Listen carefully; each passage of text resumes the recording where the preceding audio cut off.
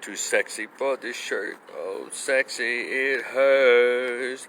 I'm too sexy for this run, too sexy for this chat, too sexy at that. I'm a model, you know what I mean. I do my little turn on the catwalk.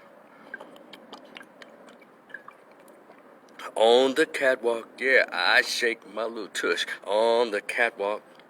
What's up, y'all? I know y'all ain't had one of these in a while. My little morning chats, I'm back, y'all. What's up? I'm back. 30 days jail time, and I'm back.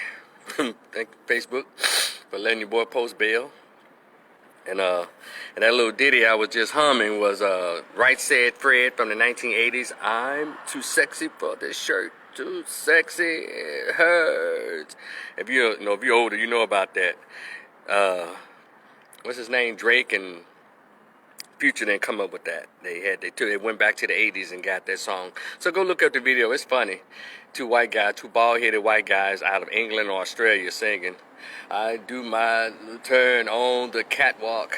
On the catwalk, yeah, I shake my little tush on the catwalk. It goes in. And yes, we were laughing our ass off in the 80s at that shit, but it was a catchy little tune, so.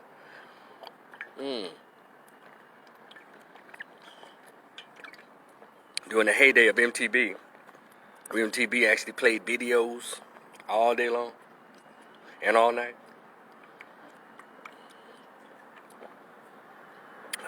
So, yes.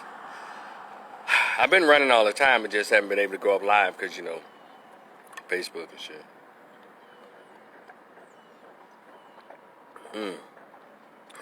But anyway.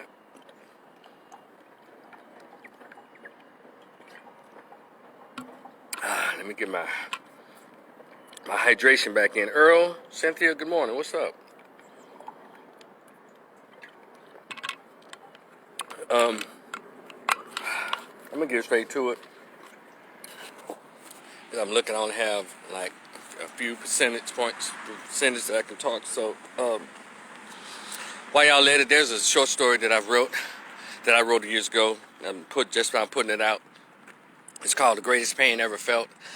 Conversation with my absent biological father who never wanted to be found. And the book is about when I first found out about who my absent biological father was, my actual biological father at age 22 and by accident. I guess it's a long time family secret, huh? And so my aunt let it slip. Rest in peace, Aunt Pat. Love you. And the journey went on until I actually met him in person at the age of 39. I knocked on his door, and he said, "What's up?" I said, "What's up?" And I said, "What's up?" He's like, "Hey, I have to ask you, so how did you find me?" And I said, "Through Google Maps, MapQuest." He said, "Well, I have to give you an A for effort because I've worked aggressively over the years to prevent you from ever finding me." So if you'd like to read about that conversation and all the stuff the emotional stuff and all the things I went through, during that journey from 22 to 39, it's only $10. It's in PDF format. So if you hit me on the Cash App, Rico the Opinionist on PayPal or Cash App, send an email with your payment so I can email it back to you directly. And I appreciate it if you don't mind those. If you read ebooks, it's about the same thing. I have it in PDF. So get at me. So let me get to it. All right, the verdict happened a few days ago, I guess, last week or whatever. And the RKellyVerdict, right? And I have people around me who are curious about what I think about it. And so, if y'all don't mind obliging me for a few moments, I'm going to take you on a little history lesson, and then I'm going to throw my thoughts in as well. Drexel, what's up? All right, so R. Kelly is found guilty on all 9 counts of sex trafficking and racketeering. And I'm like, racketeering? God damn. That sounds like some casino shit. They might well thrown in some RICO laws and motherfucker. I'm like, God damn, they made sure he got past that first actual trial with him and that young girl, that 14-year-old in that video in 2007 or 8 or whatever. And they said, well, we're going to give you the O.J. Simpson treatment. We're not going to let you just get away like that, R. Kelly. So they came up with all this other stuff, and they got together and put the surviving R. Kelly, they put the work in. They want to make sure that America was tainted. Make sure they had the whole narrative put together. So when he went to trial, even though there was a lot, if y'all didn't watch the trial, it was a lot of very revealing things that, you know what, had they found him not guilty, I wouldn't have been tripping at all. Because one thing we've never heard is, or we heard it, we ignored it, train and program, R. Kelly bad, R. Kelly bad. You know, just like it's called propaganda and creating a narrative, marginalizing. Get everybody on one side against a person or a group or a community. And so it justifies anything that the system wants to do to the person because they've already put out the propaganda.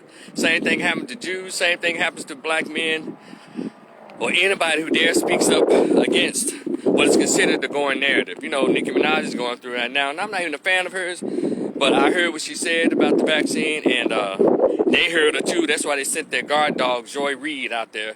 Sister, I can't believe you, sister. The way she says sister lets you know she don't hang out with sisters.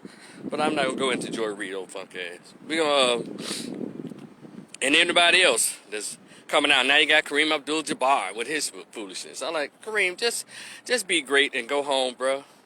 They sure can pull one of us out to pay us to help push their narrative when they know it ain't worth a damn. But they don't care. They just want that pat on the back still. We love pats on the back from other people. So back to the R. Kelly thing. No, I'm not justifying or rationalizing what he's done, but what y'all gonna hear from me is equality. You're gonna hear fairness and you're gonna hear humanizing. That's what you're gonna hear. So get ready. All kinds of shit. Like, you know how many believe that OJ did it, and white folks really believed he did it. They couldn't believe that he was able to get off with what he was alleged or accused of doing, right? So years later, OJ, being the ignorant little bastard he is, the Oreo that he is, he can't help it. He loves white folks. His little white friends, he thought was his friend, led him somewhere in a Vegas hotel, and his dumb ass went there and tried to steal his own memorabilia back. They put his ass in jail for like 6 or 7 years. They said, well, we couldn't get you on there, but we'll double jeopardy. We'll put these new charges on you and get your ass. So they got him in jail, but you know, now I guess he's learned his lesson, but he won't stop talking on Instagram, but who cares? Fuck OJ. He's ignorant. Just a boy. So they couldn't get R. Kelly on that. And so they love to throw out these words, you know, power, and hold on, y'all, power, and all that, throw out words like that. Men's power. When has black men ever had power in America? But we bought into it. No, he has power. He uses power. Woo. So anyway, they got the man racketeering. They got him all this kind of shit. And if y'all listen to on Court TV, listen to when the prosecution or the defense was tearing those witnesses' ass a new one. But nobody took that into account. And so, what's good, Gavin?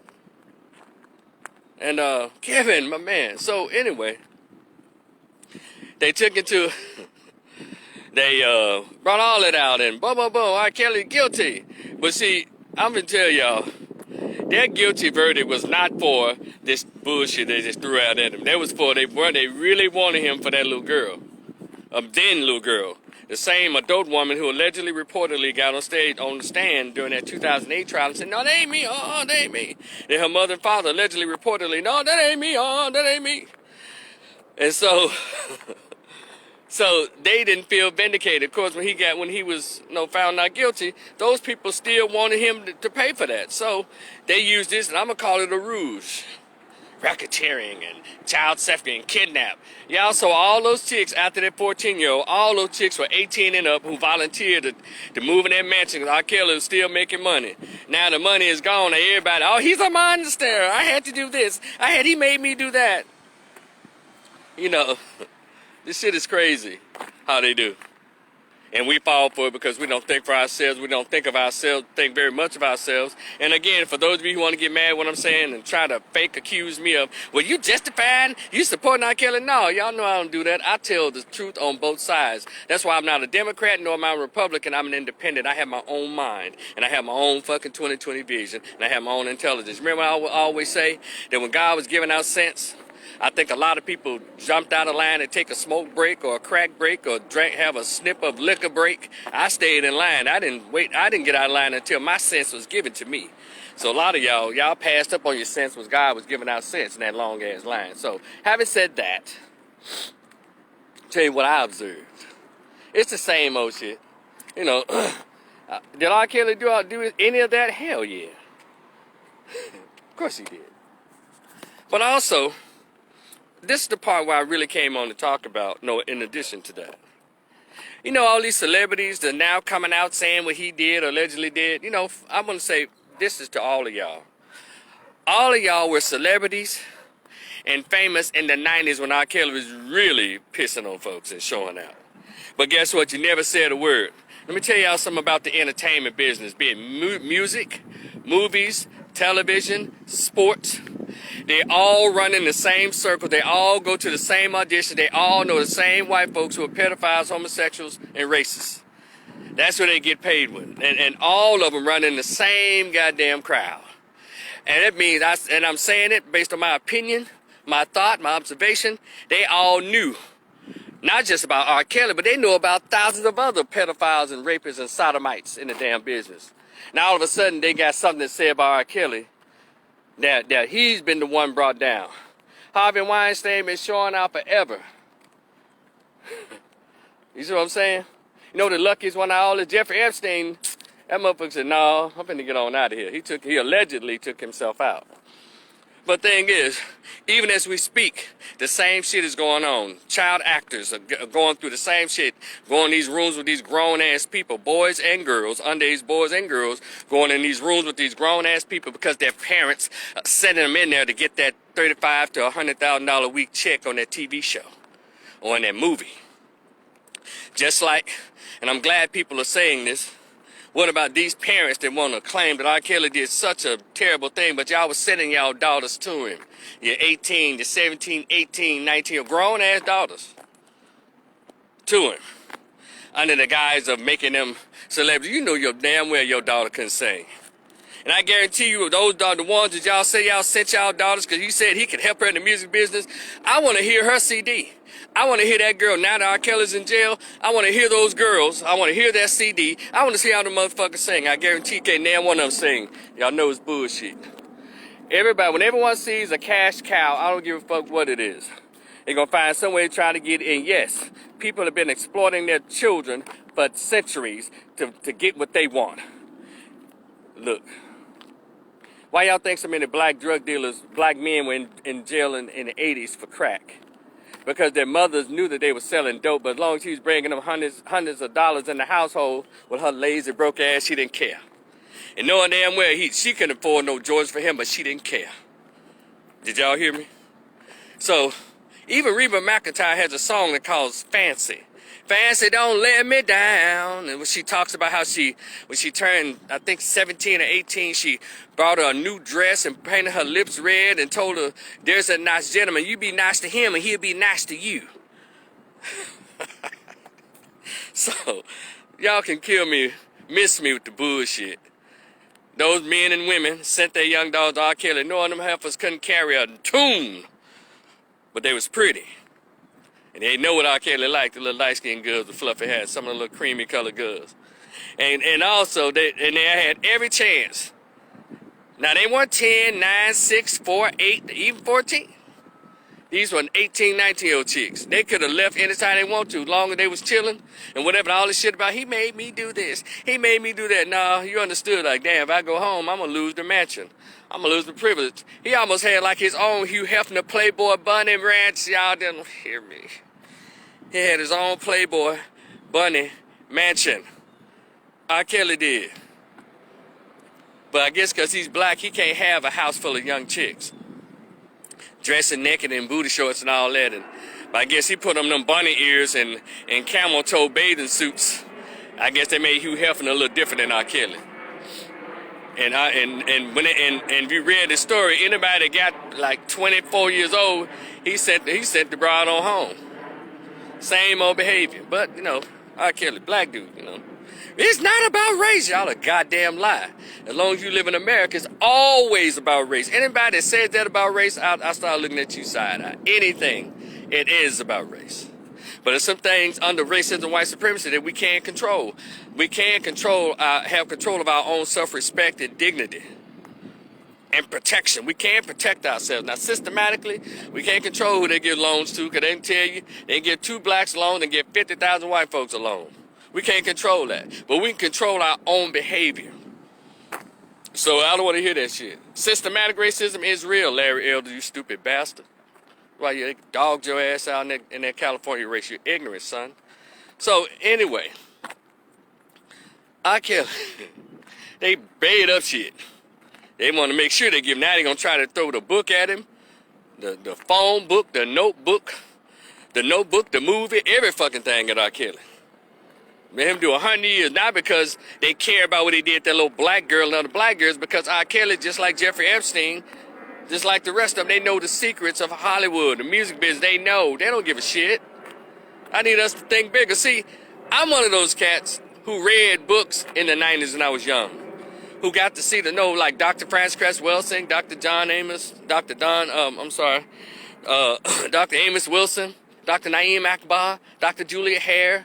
See, I read books that taught us about this critical thinking about it, and taught us the critical race theory. They taught us how to think and see beyond what's in front of us. See, when we get back to reading our scholars, all this shit, it'll be plain to you.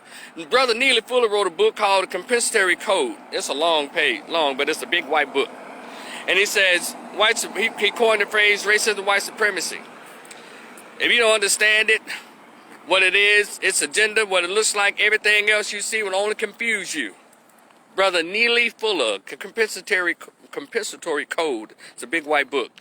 See, I learned from people like him. I got to meet him and talk to him. I got to meet Dr. Francis Cress Welsing and talk to them. So I'm coming from a place a lot of people probably won't come from unless you start reading the books our scholars wrote in the 50s, 60s, 70s, and 80s, and a lot of them died poor and broke, trying to teach Negroes how to survive on this goddamn white supremacy, and I look so damn stupid every election. And not thinking that, don't let them tell you that the black man is this or the black woman is that. And it's funny. Now, we hear the reports or the story of how they crawled out of caves and they did this and they sodomized and did all of this. All of a sudden, they're the standard for decency? And we're falling for that? Come on. So anyway, let me tell you something about these old punk-ass celebrities. The ones who now trying to talk and make jokes.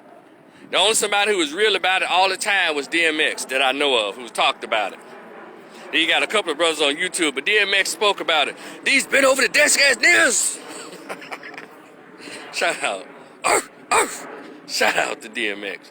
Tried to tell it. And then people were mad because he was telling it. They understand in order for you to be successful in entertainment, in the movies, in athletics and all that, they're not going to let you in as a whole man, as a whole woman. If you come in as a whole man, a whole woman, you ain't going to get that much work. You ever notice those so-called one-hit wonders? They must have made a deal or offer to them. They said, no, I'm not doing that. And that's why you don't hear from them anymore. Y'all not listening to me. God damn it. So, what is it that R. Kelly knew? And we so slow, America or black people, we actually think, they put the report out that he was trying to sell his masters, his catalog, and nobody wanted to buy it. God damn it, people fell for that. That man is worth probably $1 billion. He wrote every song, published every song. And they're going to tell us that nobody want to buy it, so some little record company and some little average white guy is going to be able to buy it and become a instant billionaire. And no Negro out loud anywhere said, no, shit, I'll buy him. Where's Michael Jackson when you need him? Oh, right. He knew too much, too. So, rest in peace, King of Pop. Because Michael Jackson bought people's masters and gave it back to him. Shout out to Little Rich.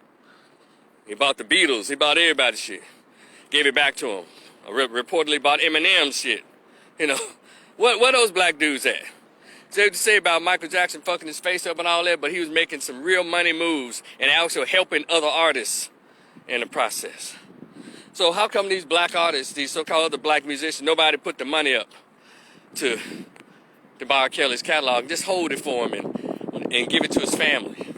And speaking of his family, Andrea Kelly, shut the fuck up. If somebody sees her, tell her I said it. Rico in Dallas told Andrea Kelly, shut the fuck up, bitch. Because you knew exactly what's going on. You closed your mouth too, ho. And now you got something to say. Don't try to put that quote out there, well, you know, if this was happening to black, white girls, you know, there would have been a big old thing. No, we had already said that, Andrea, let me tell you something, Andrea Kelly. I said that back in 2002 and 3. A lot of us said that. So while you were living off of him, while you were enjoying the money and the fame of being Mrs. Robert Kelly, if you're so disgusted, you would have dropped his name by then. But now it's all about the money. So let me get to the humanizing of R. Kelly. See, isn't it interesting that we always talk about what I guess he allegedly did to the girls, right? Everybody knew it in entertainment, but now they want to talk about it. Now look at all of them crazy. I want to hear your fucking stories now. Because the time to tell it when y'all knew he was doing it. How come you didn't have a press conference then? How can you go to TMZ or CBS News or whatever back then when he was doing it? So I don't want to hear what the fuck y'all got to say. I don't. I don't want to hear no black celebrity talking about they knew R. Kelly. I don't want to hear no rap. I don't want to hear no R&B singer. I don't want to hear no black actor. I don't want to hear none of that from you motherfuckers. Because all of y'all, in my opinion, you're culpable. You're an accessory to his crimes. Because you was trying to do you.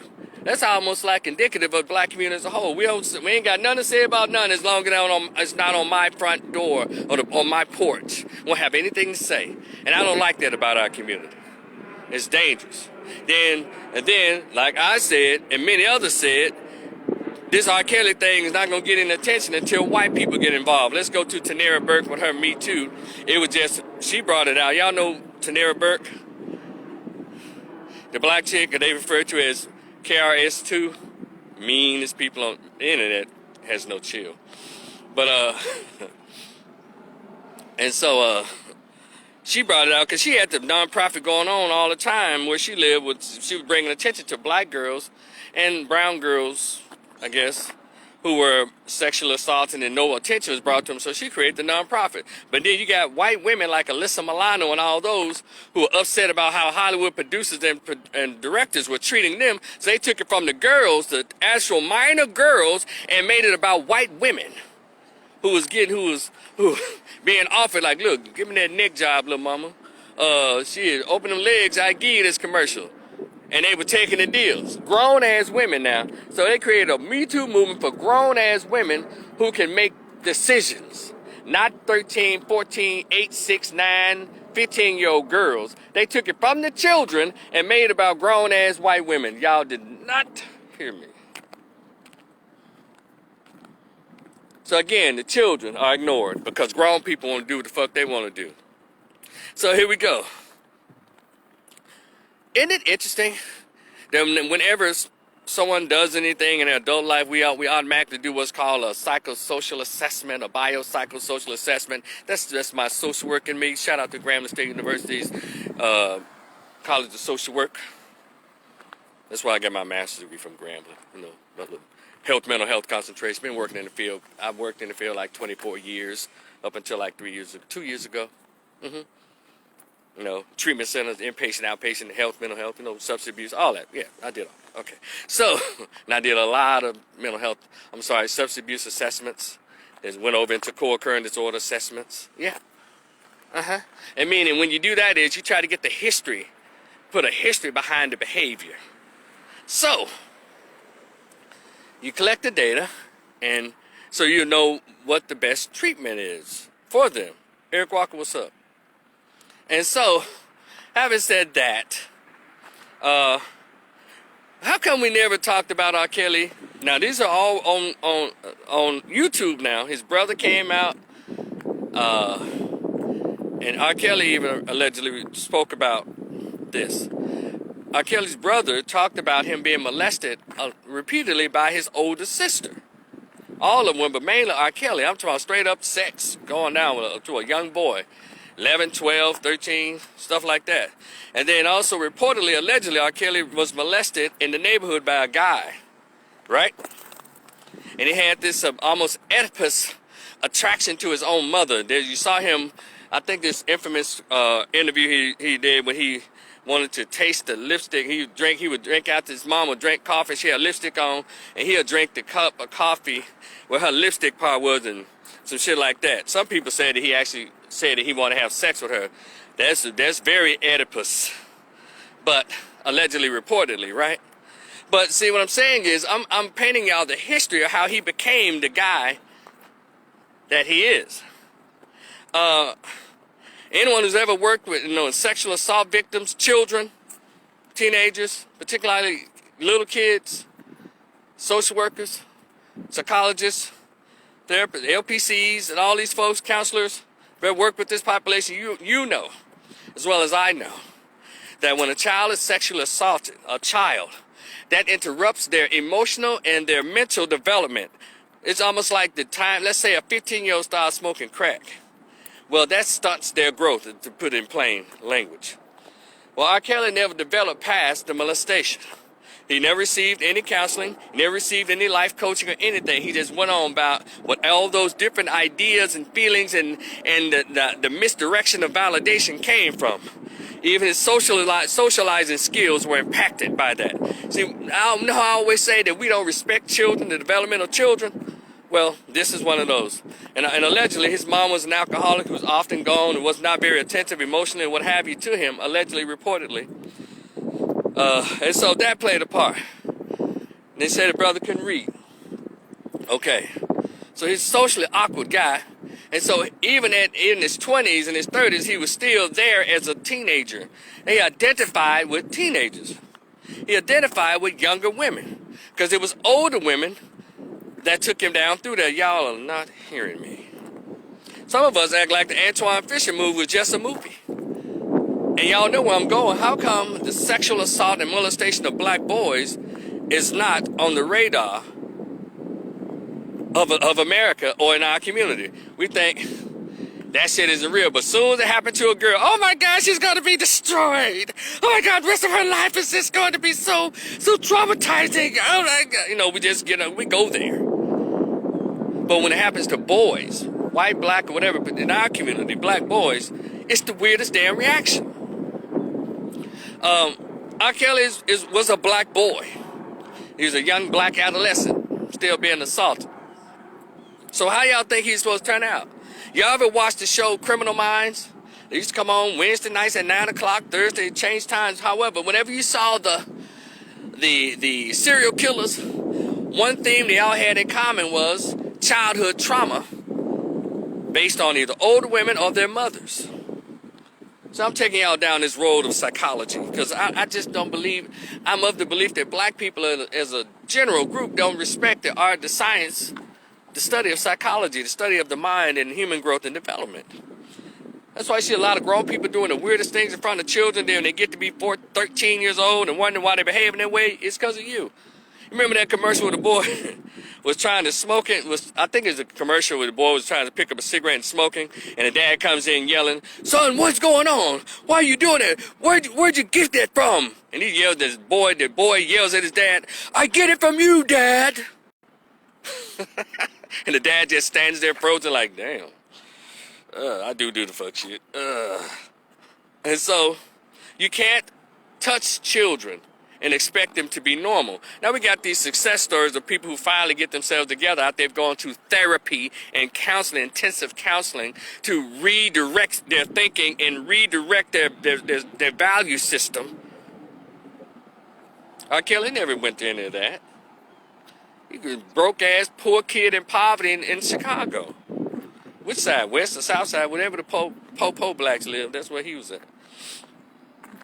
And so, and see, I'm humanizing somebody. This is when he said, "I'm not a monster." Y'all remember that commercial? "I'm not a monster." When Teray from MTV asked him, "So young girls. You know, so you like young girls, define young girls. You know, he was just thinking in his own realm, because everybody around him saw that he was a cash cow. And so, you know, people get around folks, and it becomes like an echo chamber. You start hearing your own voice, and your own voice is never wrong. You have those other voices that say, no, you're right, you're right. And then they see what he's doing, and so they ignore him. This just didn't happen to R. Kelly.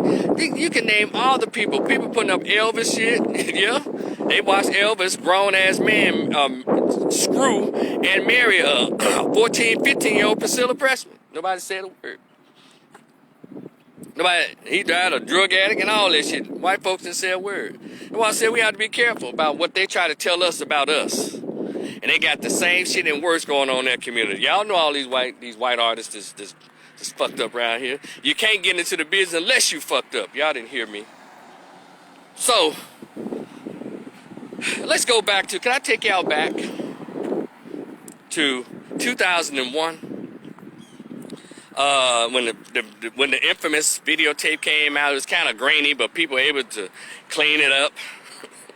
And they showed R. Kelly with the 14-year-old, and I mean, showed him with her, right? And it was in every barbershop and beauty shop across the hood, across America. Everybody saw it, but no, after about 3 or 4 years, they came out with a law that says, no, if you see it on your video, I mean, on your computer desktop or anywhere, it'd be considered trafficking of child pornography. So people stop admitting out loud that they actually watched the video, because they don't want that stigma. You was watching child porn? Oh my God! But everybody was talking about it. So, and I want to say this, because I'm about to throw some facts out there to y'all. In my hometown of Memphis, Tennessee, I lodged a protest. You can go and verify. Call this radio station in Memphis. No, any one of these talk shows from 9 o'clock to 10:30 or 11 o'clock to 1 o'clock. Any one of those shows on WDIA in Memphis, and you call in one of the news stations. They'll tell you that I was the only human being in the city of Memphis who lodged a actual physical protest against R. Kelly. In Memphis, I was the only human being. I had probably one friend that joined me. I was on the news talking about it. I would call the talk show on WDIA all the time. Shout out to Bobby OJ. Shout out to Bev Johnson. I would call them all the time and talk about, hey, I'm gonna be out here protesting R. Kelly's concert that's coming up. And I'd go out there, and I'd let the police know, hey, what do I need to do in order to make this protest legitimate? Memphis Police Department, yep, called them. And I invited people on the radios. Y'all can come join me. If y'all care about children, I don't have any children. At that time I didn't, and I don't today. I don't have any kids, but why is it that I'm seen to be the ones who care most about what happens to black children, particularly black girls?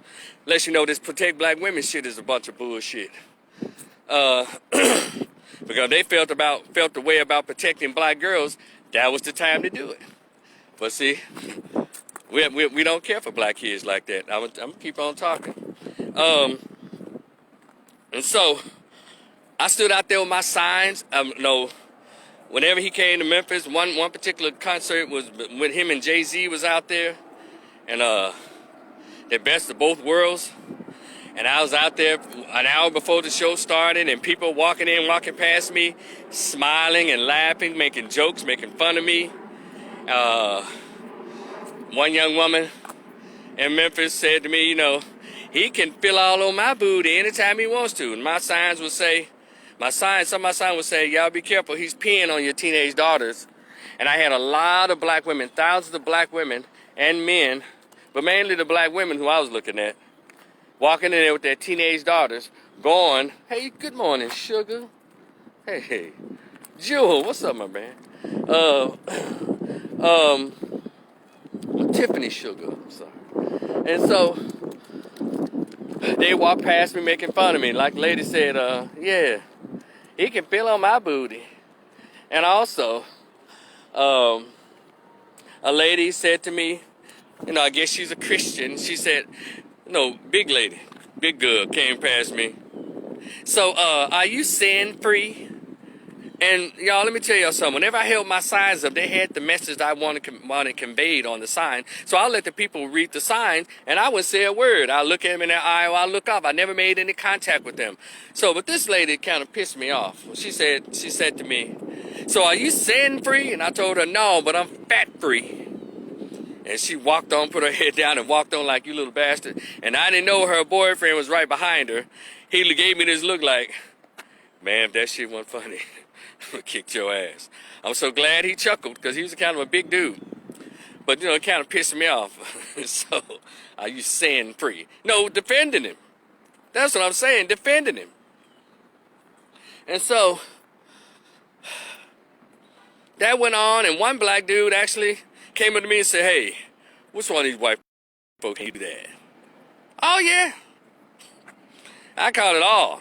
I was called sellout, and I'm trying to tear down another black man and all of this. I said, wait a minute, these signs are talking about how the little girl is being assaulted, or are we going to protect black children, or be careful, and all of this.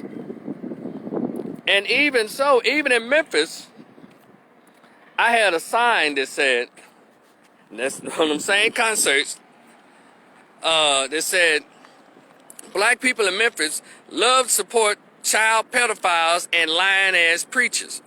Lying-ass preachers and lying politicians, right? How about, this is called, it's right there, it's across from the FedEx Forum. The Westin Hotel is right there.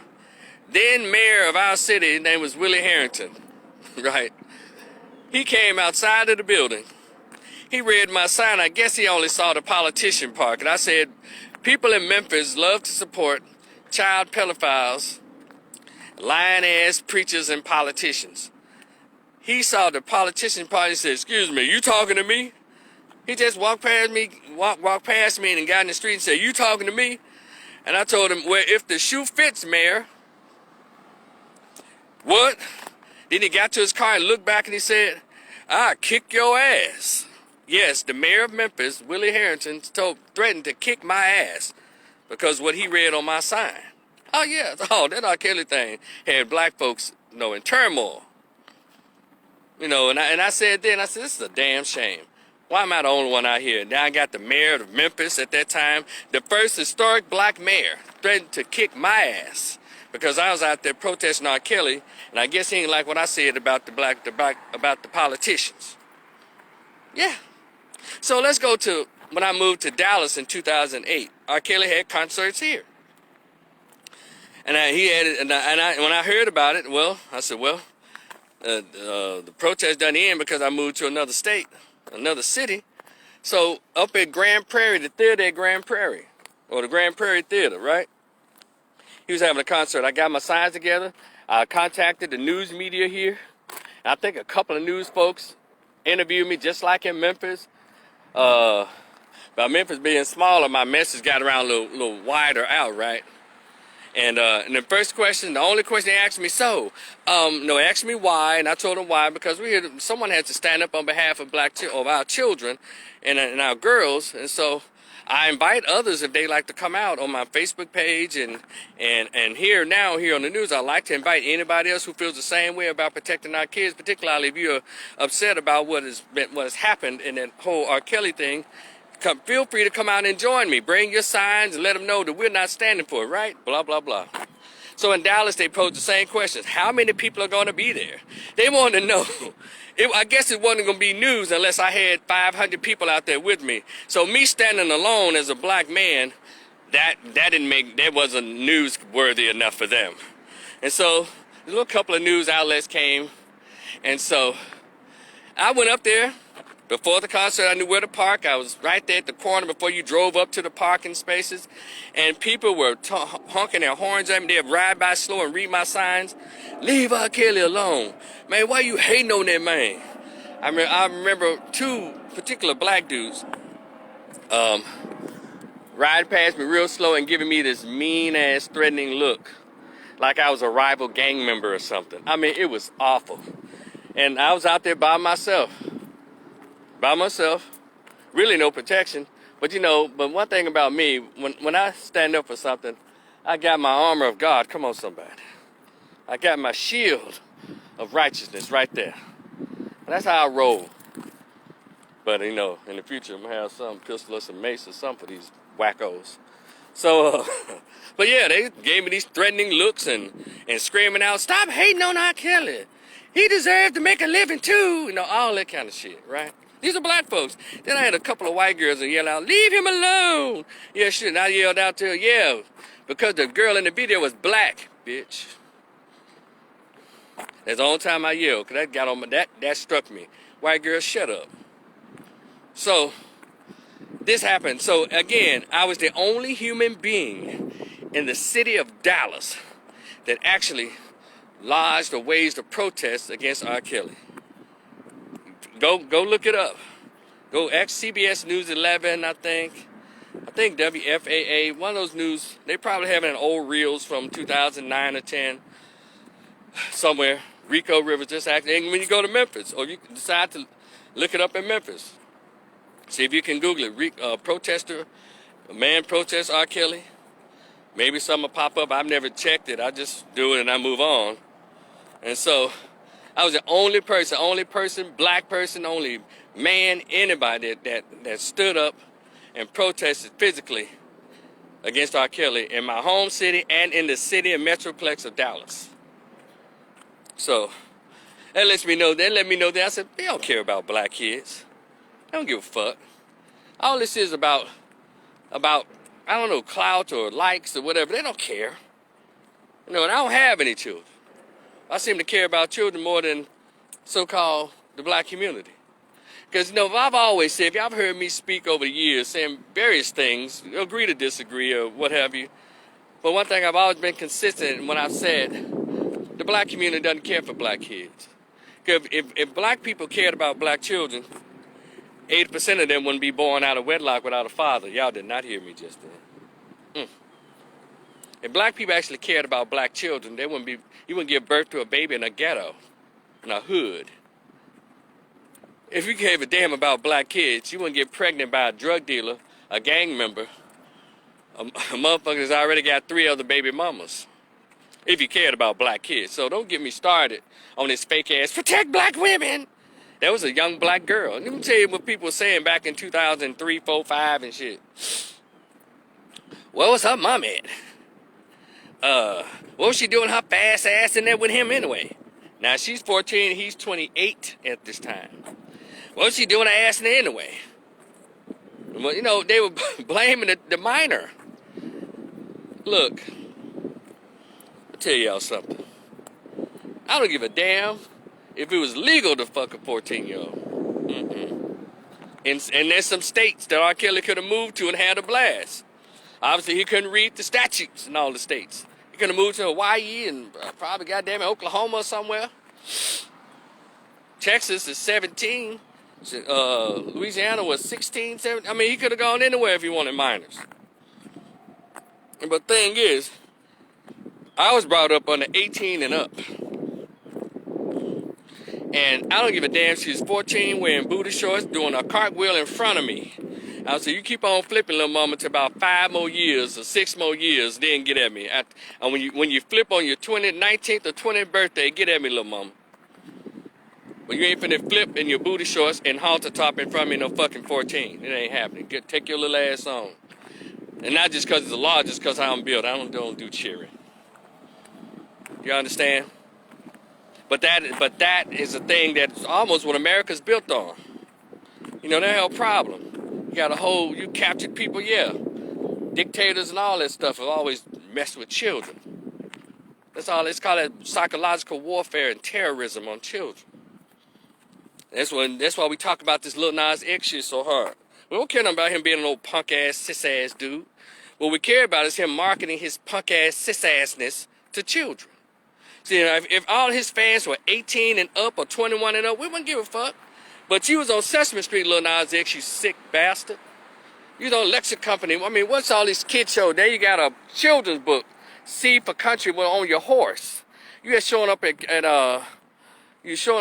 afternoon, Marcus. You showing up at elementary schools, dressed up as a cartoon cowboy. That's what we're talking about. So it's not about you being gay, you punk ass sissy motherfucker. You are a little warped little bastard who allowing yourself to be whored out just for money to reel in children, you pied piping motherfucker. That's why we got a problem with you, Lil Nas X. And like you said, fuck those kids, fuck your kids. And we heard you loud and clear. But guess what? The white media ain't said nothing about that. Robert Lee, good morning. So, that's what we're talking about. So all this fake ass outrage about R. Kelly, I'm over it. I've been over it.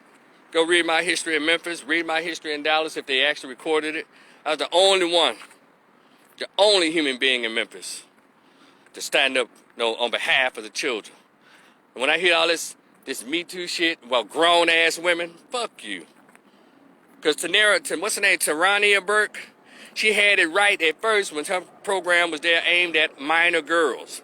But then she bought into the hype. She signed a contract with Alyssa Milano and all Rose McGowan. All these people, white women, came to her and took it to grown-ass women who said yes to the casting couch and got their $50 million and got their 4 Emmy Awards and 2 Oscars. Then years later, oh my God, he took advantage of me. Well, if you're so upset with Harvey Weinstein, you're so upset with all those white producers and directors, you trading head or trading your pussy for some roles, won't you give that ill-begotten money back? Ain't none of them decided to get that money back, huh? So y'all pay attention, please. Please pay attention. And we need to redirect and reconstruct our morality and our standards. You understand? And so they're going to try to make R. Kelly child predator #1. And we saw how a lot more, after the 14-year-old, a lot of them chicks now people saying, well, because Jaguar White came out and was talking about that whole thing and how a lot of people in the neo-soul community knew about him going to this particular McDonald's or high school. They didn't tell it then to pick up young girls. They didn't tell it. Well, I'm talking about everybody is guilty. And then when I'm glad to see people are coming after these punk-ass parents. And there are people who are getting upset because they're mentioning the parents because they were culpable as well. Because you can't be doing all of that and you're a high-profile figure and nobody knows. Get out of here. They're all culpable. Thing is, go get all of the pedophiles. Hell, some of the people who are complaining probably child molested them damn self. They just like, I'm glad they ain't found out about me. The very people who write the news stories, the news outlets got child predators and perverts up in their damn news organization. Well, see, you can't take nobody seriously. Am I saying that behavior is okay because he looks like me? Hell no. I've always advocated that we police ourselves and cleanse ourselves of the bullshit. But we can't do it because we won't get the drug dealers out the neighborhood. We won't get the gangbangers out the neighborhood. So, y'all, we waiting on white folks to do everything for us. We won't even do the shit ourselves. And I know about, the people who are saying, well, it ain't about racism. Well, goddammit, I explained earlier. Systematic racism is real. And so, let me tell y'all something else about this weird ass shit, how all of a sudden we're making R. Kelly the child predator #1. We just so outraged. Did y'all know that I watch the news just like y'all watch the news? And every time I've heard a story where a girl has, at 15, 14, 15, volunteer. You say she can't volunteer because she's a minor, has sex with her 30-year-old math and biology teacher as a man. Oh my God, he needs to be placed under the jail. His nuts need to be castrated from his body. He needs the book thrown at him. I get it. But then you hear an 8th grade or 9th grade boy having a sexual affair with a 25 to 30-year-old cute blonde. Man, here are the men. Man, shit, I wish my teacher looked like that when I was in the 9th grade. Man, I wish my teacher, I had a teacher that was so fine, man, I wish he would have done that to me. So, the double standard, just cancels all your sense of morality and outrage in this. The double standard. So again, we go back to black boys aren't human beings, black boys aren't people, and then when they're not viewed as human beings, as boys, you wonder what the fuck their humanity is when they get grown. Get out of here. I'm not trying to hear that. You're not gonna put that R. Kelly shit on me, because I've been smart a long fucking time. I ain't just getting no fucking sense when I got my college degree. Shout out to Grambling State University. I had a sense of sense when I was a teenager, as a kid. Something wasn't, I always just knew something wasn't right until I got the information and understood how to conceptualize and put things together critically and analytically. Now I understand. But that, what I just said was too much for folks who may be listening, watching this video. Yeah. There's a beginning to R. Kelly, and this is what he ended up to be because none of us gave a shit, or a lot of people around him watched him do it because they were doing their own thing. So, and it's interesting how, when the tables are turned, you know, the attitudes change. So I'm gonna end this by saying, you know, he did it, he got caught. And, you know, I'm not just enthused about all that because, you know, Roman Polanski, y'all know who that is, gave a 13, 14-year-old girl alcohol and did her into his house. That motherfucker left the country, and they was still giving him in Hollywood here in America. Woody Allen, same thing. He still directing movies and shit. But we done let everybody tell us, R. Kelly needs to be buried. Get out of here. Y'all, come on, let's be more mature. We had the opportunity to take care of R. Kelly years ago, in our own way, in our own community. But I said then, just like it happened, we're not going to jump on the bandwagon unless white people tell us to hate him and tell us to get on him. And people can debate that and deny that all they want to. That's exactly what's happened. And y'all cops stop saying, protect black women. Black women all over the world had a chance to protect that black girl.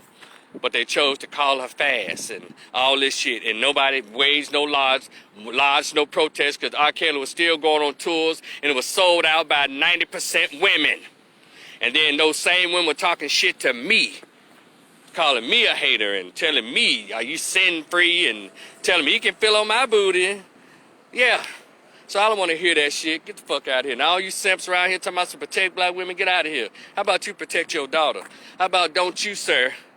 How about you keep your daughter off the poles, sir? How about you tell your daughter don't be running up to men just to try to get some clout and fame and all that and get some money or live in their mansion trading sex at 15 and 16. That's what you need to be doing if you want to help protect girls. But don't get on this damn platform, protect black women, believe all women. Don't do that. That's dumb. Anybody fell for that, you're a dumbass. Because women have plenty of opportunities to protect black women. But if it's somebody, a man that they like or a man that they see they can get resources from, Now, what I'm saying, they'll band together to get this little broke-ass, penniless, stylo-4 cell phone using ass dude to get me off of YouTube or wherever else. Because I don't have any resources. I'm not famous. I don't have anything to give them, so they'll take me out. But the famous black men, no. Famous white men, no. Famous, and so that's how the shit rolls. So the quicker we get to reality and respect reality for what it is, the more we can stop looking like jackasses or faking to be surprised when bad behavior kicks out. Let me one more thing. Y'all remember, if you grew up in the hood, that you know that black people don't give a shit about black kids. You know, the dope dealer, he got the money first. Usually he could be 16, he could be 19, he could be 21, he could be 25, someone was 27, 30. But one thing that was consistent, when they rode around in a nice car, you usually saw the 14 to 17-year-old chick in the car with the over 20 dope boy, and nobody said a word. Daryl Washington, my man, homie, straight out of Harrison. What's up? North? Jamara, hey, sweetheart. How come we, you know what I'm saying? That's why I say we don't give a shit about black kids. The dope boy rode around as many of your young girls in 9th grade as he wanted to, in his then Cadillac, his then sports car, his then whatever. And she would re-drive him around acting and know she was his woman. She thought that she was his only woman. Y'all cut it out. This fake ass outrage. He having sex with young girls. Y'all have allowed young girls to be had sex with, and also when young girls got the dope boys, because they would help bringing money, or mess with me, and they were bringing money back to their sorry-ass single mama at home that had 3 other kids by 4 different baby daddies. Yeah, we just act like that. None of that happened. But not me, goddammit. I lived in reality then, and I live in reality now. So don't y'all forget, I got a short story, a book that I wrote. It's called The Greatest Pain Ever Felt. It's only $10. Check it out. I was talking about when I first found out about my absent biological father by accident. $10, Cash App, Recode the Opinionist. It's on this Facebook page. It's down there. Just read it. And also it's on this YouTube channel. Go to the description box. You'll see how to purchase the book. And I appreciate your support in advance. Thank y'all for holding on with me as I share my thoughts on this whole R. Kelly thing. And I'm not blaming the victim at all. And I'm not supporting the victimizer at all. I just want to tell the middle part that we don't seem to like to pay attention to, which is to put the fairness in the conversation. Y'all enjoy the rest of your day. I'm going to try to do more of these because, you know, Facebook had me locked down, but I'm going to try to be cool and not get locked down so much. And my YouTube channel is Rico the Opinionist. Subscribe at your own risk. Some people don't like to hear the truth. I mean, the way I deliver it, I guess. I don't know. Y'all be cool. I'm going. Peace.